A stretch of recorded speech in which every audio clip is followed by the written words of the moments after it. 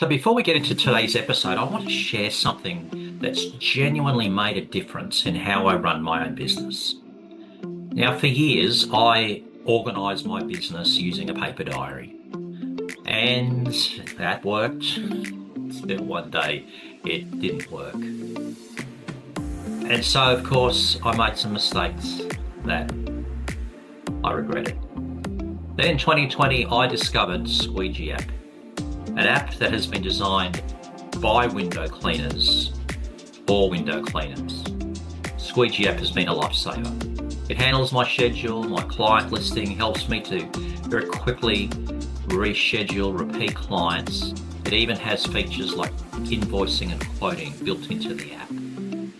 So there's a lot less time spent catching up on the admin. So if you're ready to work smarter, grab Squeegee app using my discount code that you'll find in the show description below. It's what I use every day in McRae's window cleaning here in Australia. Well, welcome back to the Window Pro podcast. And in this second episode of our chat with David Baker from newbie Window Cleaning in Adelaide, we've got a few interesting business tips that we want to share with everybody that comes from the 40 years in business that David has under his belt. So, David, thanks for joining us again. Over the years that you've been in business, what have you learned about setting boundaries in your business activity? Setting boundaries with customers or with myself? Because that's an interesting question. Well, why don't we talk about firstly with your customers and business, and then how that might relate to your if you feel it relates to your personal activity. Yeah. So let's share that too. In the first episode, we got a bit in depth and probably more of a personal point of view and where I actually came from in life and why I am. And I don't apologize for any of that stuff. Boundaries, interesting one. Again, it comes down to me and my ethos and who I am. And interestingly enough, I've had some customers, some of my commercial customers tell other customers, look, take David for what he is. He's very passionate about what he does. He knows as much about window cleaning as anybody else. He's a bit set in his ways. He's a bit stubborn. But what it says on his shirt, and my logo is our passion is your vision, which I believe my daughter's close to getting that. I forgot what the phrase is, but yeah, we tried to get that copyrighted. And it is our passion is people's vision. And sometimes I've banged heads with OHS people. And so I don't suffer fools. And I wouldn't tell a facility manager how to run his facility. And I've had that happen where they've come to me and they've said, oh, we want this and we want this. I said, well, yeah, but I go this way around the building for a reason. I don't go this way around to be awkward. I go this way around because of the flow of the building. And sometimes you do have to suck it in. And I've had schools ask me to do a particular building which is way over the other side of the campus, and I've had to bite my tongue, and because I've had to move everything, pick the lads up and go, right, we're moving over here. And it's just, again, we've talked earlier, I've never been diagnosed, but when it comes to setting up a building, there must be something and setting up a site, there must be something in me that goes, right, this is how we're going to do it. And it does change. Window cleaning is, for want of a better phrase, is fluid. You do have to accept change. Yeah. I heard something someone asked the other day about a customer that they got online, and I think the consensus were, um, if you want a happy life, you can in this game choose your customers. Yes, you can. Yeah, Without a doubt, you can choose your customers. And again, without being disparaging, there'll be people out there that will be going and cleaning houses for $50 an hour, and doing jobs for people that are not are never ever going to be happy with the type of job you do, because yeah, there are customers like that.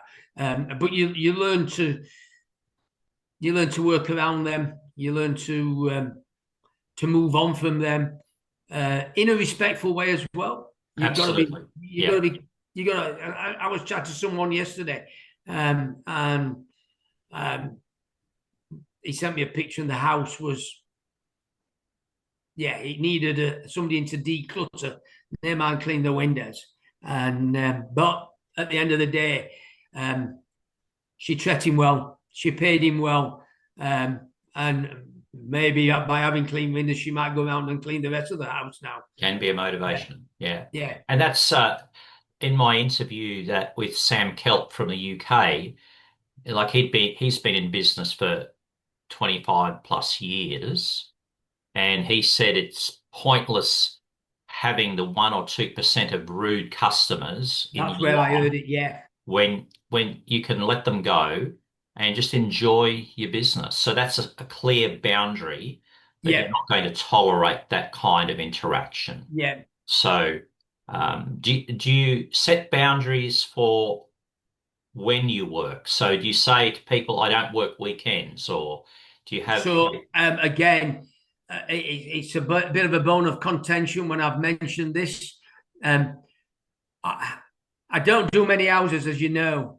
yeah, I'm solely commercial, and when I price for a house, it's generally I use a generic message that we've got typed up yeah, that gives them a scope of work that I work to. It gives them a link to my Facebook page. It gives them a link to my website, all my socials.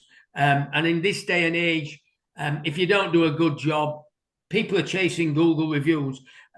But what I do say to the houses that I do pick up is, you will need to work with me, because no disrespect, but if a 4 bedroom house at $350 is due on Tuesday morning, but I get a call from an aged care, and they need a clean because they've had some sort of outbreak, especially during COVID, because that's when I picked up the aged care.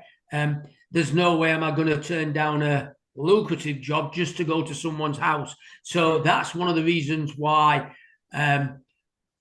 It's not that I don't like scheduling. I've got my diary here now, and I can tell you where I'm going to be in November.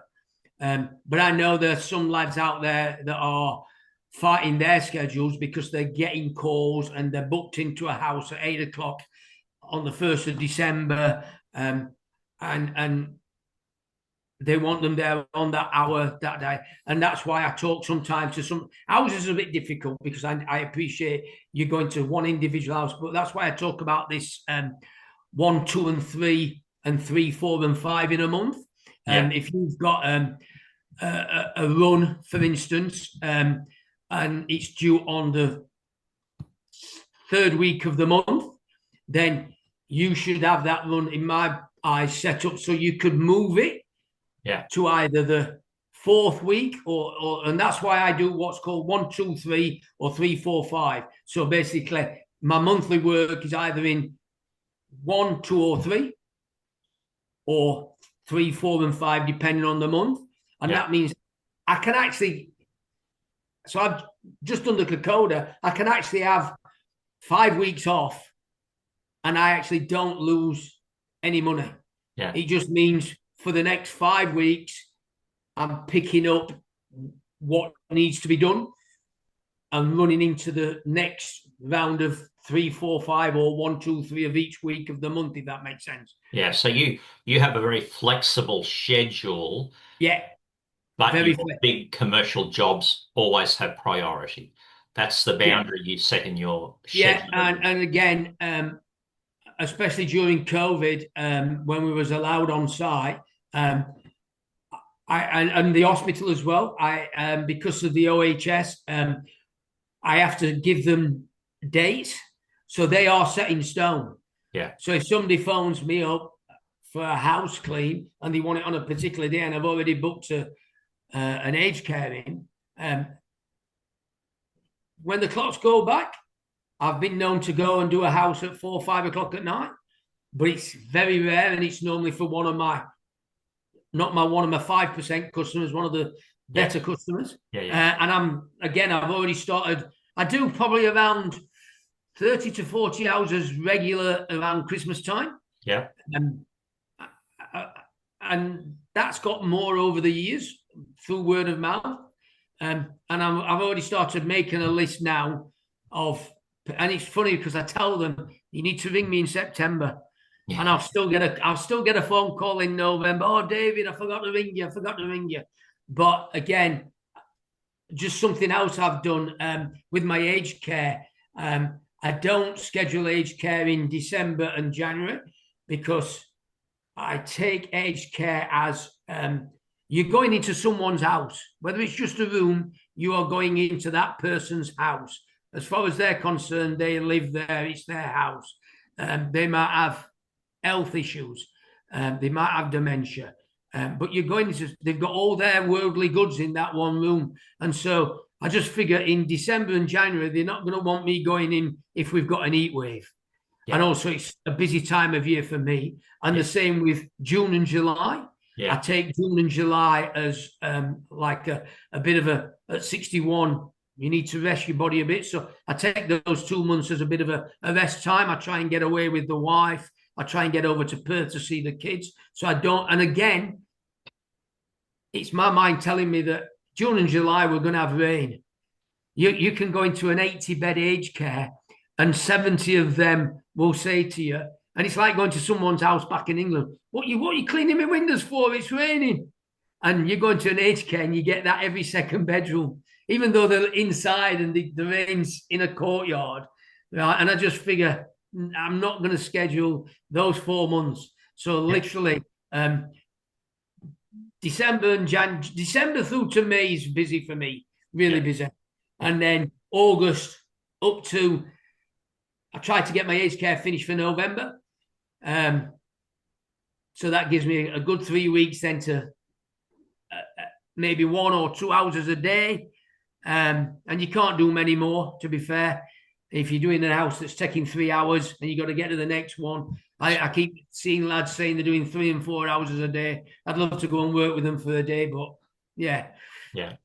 And so that's really gives everyone a picture of, if you're going to focus on a particular type of window cleaning, so you're doing large commercial, have flexibility about your scheduling, and have clear boundaries set up as to when you do that, how you do them, and that you also have a discussion point in mind with new clients who might come on board. So that's really and again, I get asked, and I see some flowing into that.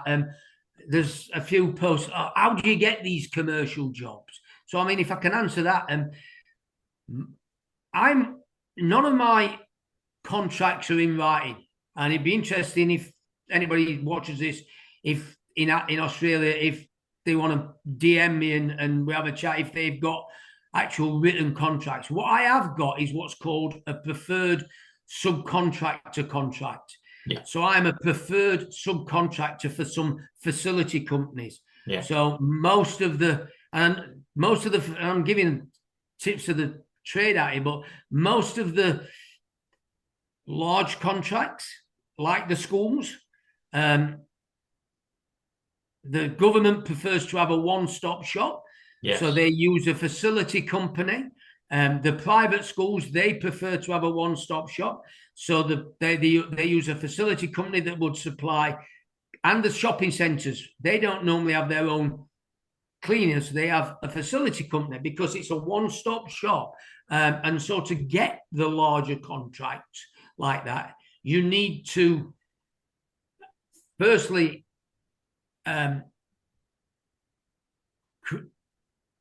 create the ethos that people want to use you.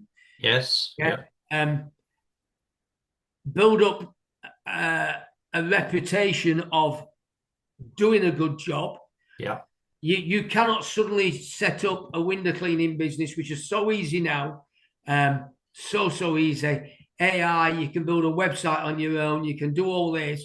And it's interesting because you can tell who has sort of done that with the pictures they're using, because they've plagiarized the pictures, because it's generally, I've seen pictures of people cleaning windows with squeegees that you wouldn't use in your shower on people's websites. And they think they're just going to attract a big commercial job. And you will find that, I would say 95, maybe 96, 97% of commercial jobs are actually run through facility companies. Yeah. And if you want to get them, if anybody's listening, you become what's called a preferred subcontractor. Yeah, absolutely. Yeah. Now, just a quick reminder, this episode is powered by Squeegee app. It's the tool that I use to handle all of my scheduling and customer relationship management. And it even has features like invoicing and quoting that can really make the organising of your business so much more streamlined. In the show description of this episode, you'll find a discount code for Squeegee app. Try it. You'll really, really appreciate the help it will provide. Now, taking a different direction here, with all of your experience, I've got a question that I ask all of my guests, and I think it's an important one. If a newbie window cleaner saw you working and walked up to you and asked for some advice, what are the top 3 tips that David Baker would give to a brand new window cleaner? So anybody that's sort of followed me online will know my first one. And I think Brock from Window Cleaning World talked about this, is go and work with someone. I think I said this in the previous conversation. Go and work with someone. You will learn so much. And if possible, go and work for various people over a couple of year period, if possible. The young lad that's worked for me for 5 years went off last year, at the beginning of last year. So this is his second year, and he's now a level 1 IRATA abseiler. And I share him with PRA Russell here in Adelaide. So he's learned other skills. Funnily enough, Russell uses Sobo, so that's handy for him. But he's learned other skills. He's probably learned more laddering skills than what I would actually have taught him. Because generally, me being me, I did most of the laddering that we do. And him being only, like I said, I picked him up when he was in year 10, 11. His dad asked me if I'd give him a job. And then he left school, did a year at uni. And now this is his second full year out of uni to concentrate on his little business that he's got on the side, doing filmmaking. But so that's the first one. Go and work from someone. That's a good one. What's the second one? Second one, it's not business. It's more lifestyle. Look after your body. Oh, okay. Without a doubt, look after your body. Without a doubt. I think I mentioned this as well. Something I've never done. I've broken wrists from climbing trees, not from window cleaning. I've broken ankles from slipping off a ladder, slipping down a staircase. I broke a back. I broke my 12th vertebrae in my back, but I never looked after my body. I'm not sure if the word physio was invented in 97 when I broke my bike. They sent me home with a brace on and a A4 piece of paper, and I was back cleaning windows 5 days later. Now I've been to the physio this morning. I've actually just had a remedial massage, which Mark Nichol got me into. I try and do a bit of yoga. I love the gym. I've become a bit of a gym junkie. I've dropped from 105, 106 kilo to 90 kilo. Look after your body. There are tools out there that help that as well. From a window cleaning, I know that Sobo is not ergonomically good on your wrist. I know that. I know that the wagtail that Willie invented and Peter sells is super ergonomically smooth for cleaning windows. Might not be my choice. I've got one. Yeah. I don't keep it simple, I must admit. Right? I use the acronym KISS, keep it simple, stupid, right? But I've got the tools. They are there. If I've got a new lad that wants to come along and I give it him and he tries it, I don't put it in his mind that I don't like it. I just go, right, this is what we use. Here's this kind of tool. Try this kind of tool. And again, if they come back and use Sobo, that's up to them. If they want to use the Wagtail, that's up to them. I don't carry other brands because I don't need them. But I have got a Wagtail. But ultimately, it's so that whatever tool you use, protect your body. Without a doubt. Without a doubt. Yeah, do some yoga, do some stretching. I stretch every morning, even if it's just getting out of bed and it's mentally I don't realize I'm doing it, but I do a stretch as I'm moving out through the house. And I leave most mornings, I leave between 5 and 5:30 because I can get 50% of my work done before 9 o'clock, which suits me. If I'm on a big aged care, I've got a mentality where we go, and a school, we go hard, so that if it's a 3-day site, day 3 becomes a finish at lunchtime. Yeah. Some people would probably prefer to do 8. I'm happy to do 10, 11, 4. 7, 8, 9, and then 4 on that 3rd day. Yeah. To get home. And that's just, again. So what's your 3rd tip? My third tip. Can I think about that? That's my 3rd tip. Some of the guests say invest in the right tools. What's your thought on that one? That's interesting because obviously when I started, it was a bucket, a squeegee mop, a couple of pockets, soft pockets. I did use a Boab, a bucket on a belt, and a scrim cloth. Now you can invest thousands in tools and thousands in tools that you probably won't even use. My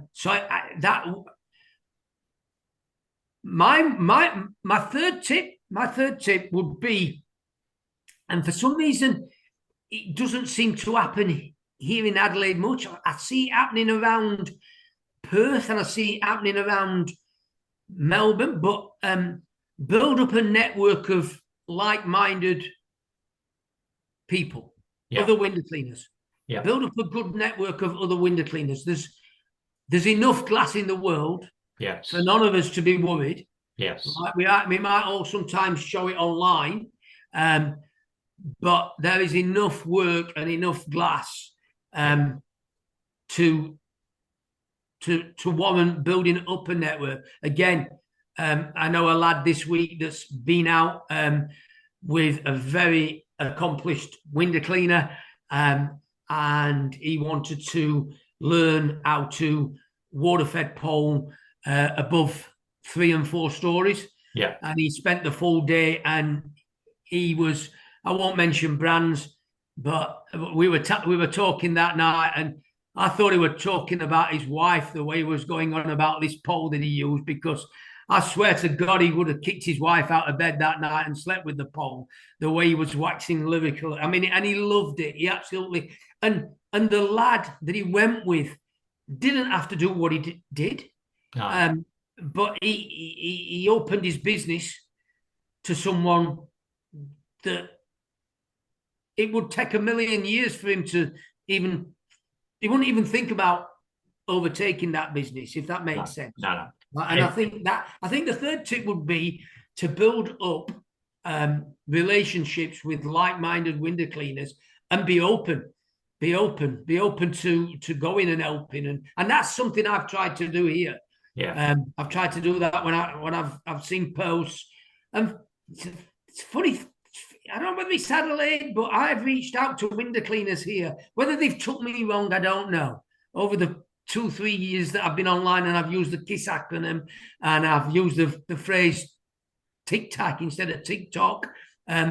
It's weird because, but there'll be maybe 3 or 4 out there that if they were honest and open, they'd say, yeah, Pom or Dave, whatever you want to call me, yeah, he's been good for me. Yeah, and it's interesting you say that, because in my interview with Byron Guest, who we both know in Perth, one of Yeah, his tips was exactly like yours. Build a relationship with other window cleaners in the area so that you can work together and it's a good relationship to have. So it's interesting that, like, Byron's been in the game, I think, 15 years, that you've got the same approach, that having that connection with people, as you said, there's enough glass for everybody. You don't have to stress about it. and you And mentioned it. here's an observation I've made over the years, and building on this aspect of a relationship with other window cleaners. If you go to a major city and you're looking for, like, if say you have a daughter and she's getting married, she goes to the bridal street in the city where all the bridal shops are. Why are they all together? Why are all the car dealerships all on the same strip? Yeah, Why aren't yeah. they scattered all over town? I've never thought of it like that. Yeah, But yeah, if you don't find a product in this place, you go next door. It's like yeah, when I went to New York, I went into the garment district because my wife was a seamstress, and there was just every store was next to each other. yeah, If you didn't have it there, you could get it over here. yeah, So if we have good relationships as window cleaners, I may not have all the facilities to do an aged care, but I'll say, hey, Pommy Dave does, and talk to him. And and you hope that reciprocates, because then if there's a big house and you don't want to do it, hey, Duncan will do it. So yeah, that sharing builds confidence in the industry, not only amongst us, but I've found when I do that, it builds confidence in the client's mind that I'm prepared to share. yeah, An open sharing mentality, not a scarcity. I think they and call it in business an abundance mentality. yeah. There's plenty for everybody. And it harks back to the conversation you had with Peter as well, about not retiring and not taking the knowledge with you.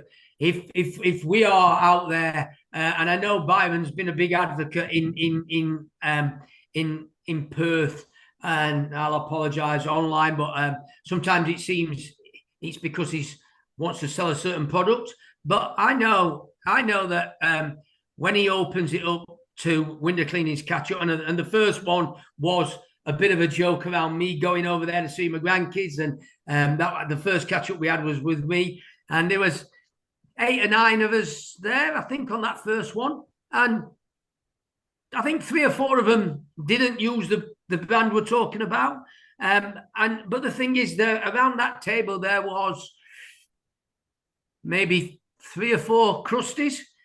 Me, Byron, Mr. Marshall, Peter Thomas turned up. But then there were 3 or 4 young lads around that table that were all, we were picking knowledge up off them.